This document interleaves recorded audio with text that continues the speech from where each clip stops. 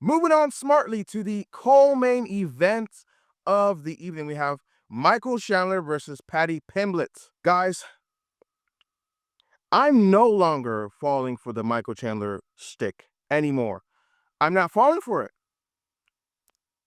This guy came into the UFC, made some noise, knocked out Dan Hooker, all-American wrestler, making the speeches, making the motivational speeches, the great call-outs, very entertaining. I got one dude on my mind.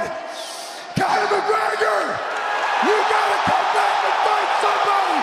I am the most entertaining lightweight on the planet. But I'm tired. I'm not a musclehead. I'm not a bonehead like a lot of you guys fans that always glaze everything this guy does.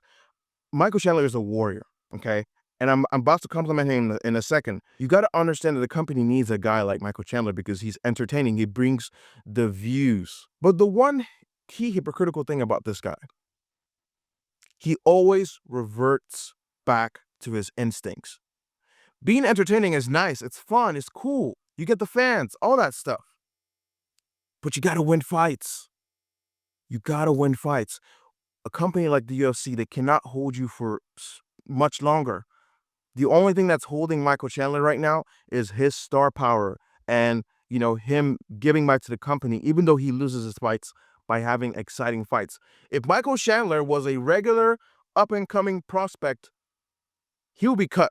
He will be cut 2 fights ago. But Mike, you got to chill. He makes so many mistakes defensively. It's crazy. And he just turns into like this barbaric gladiator fighter. It's fun to see. It makes your testosterone and adrenaline go up, but it feels bad, man. Like every time you fight, your face is messed up. Like you have to get a bunch of surgery and like you look disfigured after your fights. It's not nice. When fans tell you, if fans tell you that you have a great chin and you're entertaining, like you're a super entertaining fighter, that's not a compliment because you're doing that at the cost of your own life. It's not fun. Tactically, Michael Chandler makes a lot of mistakes, not just with his defense, but with his footwork as well.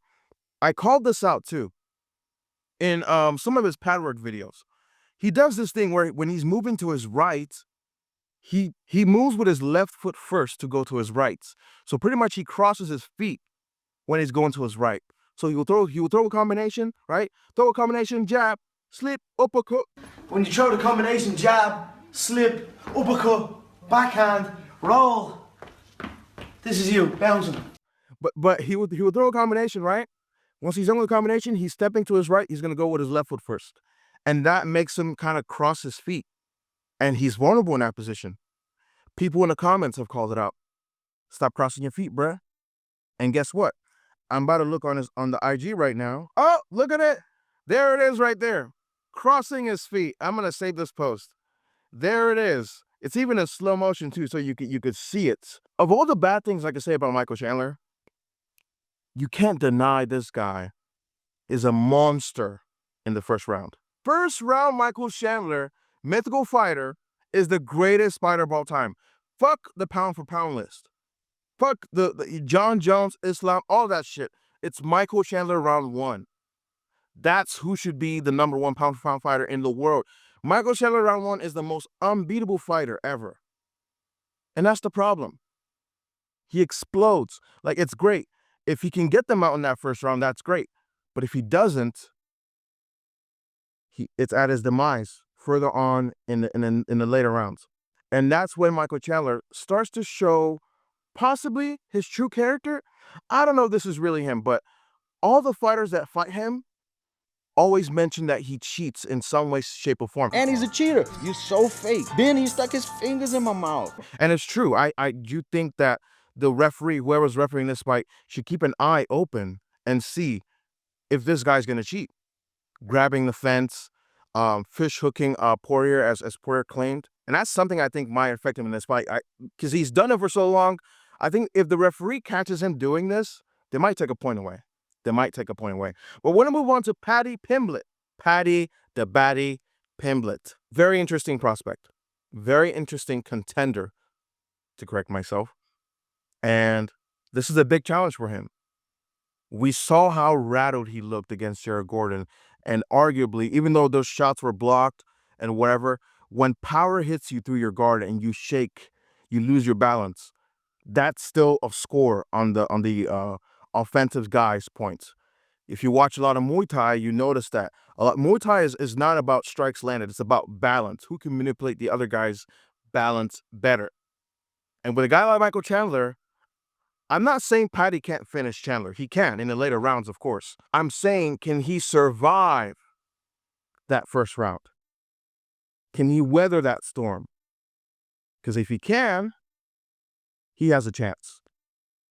And I think I'm going to go with Pimblett for this one. I think Pimblett will take this fight by submission in the third round. If he doesn't get that submission in that third round, then he might lose by decision. He might lose by decision. I think, man, it's a really tough call because Mike does this thing where he promises us he's going to try to win fights this time. He's going to be technical this time. I got you guys this time. But he always does some barbaric shit in the next fight. It's so frustrating. But I still have my pick. I'll go Paddy Pimblett, round 3, submission. All right. This was my first ever video on this channel. And I want to quickly introduce myself. Just give me 30 seconds of your time. My name's OG, or I go by Oreo on the internet. And I've been doing martial arts for about the past 7 years now. And I love combat sports. I love to talk combat sports.